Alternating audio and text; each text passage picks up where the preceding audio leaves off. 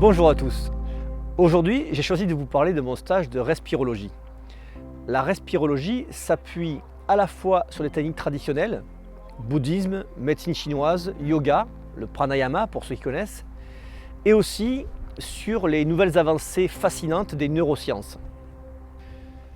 Quel que soit le public avec lequel vous travaillez, la respirologie est un outil à la fois facile, efficace et puissant sur beaucoup d'aspects.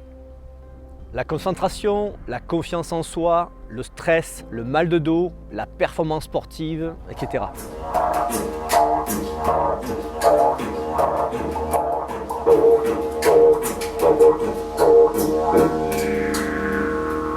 La méthode s'appuie sur 4 enjeux essentiels de notre comportement. Le premier enjeu est bien sûr un enjeu physiologique, par les échanges gazeux, apport d'oxygène, rejet de gaz carbonique.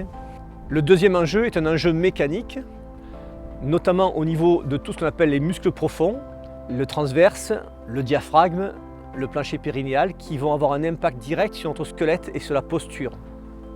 Le troisième enjeu est un enjeu émotionnel, et donc on va pouvoir utiliser la respiration pour avoir un impact positif sur le contrôle de nos émotions, sur la gestion du stress par exemple. Et enfin, le quatrième enjeu, qui est l'enjeu mental. Bien souvent, notre façon de penser les choses, de les croire, a un impact direct sur notre comportement.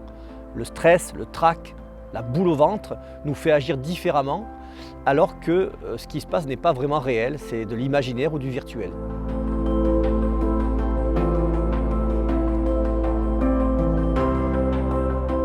C'est un stage qui se déroule sur 5 jours, en général à la Grande Motte, au mois d'avril et au mois de mai, qui peut se faire aussi intra-établissement. Et c'est un stage qui est à la fois pratique et théorique, puisqu'on utilise des supports tels que la méditation, l'apnée, la respiration profonde en piscine ou en salle, la marche nordique.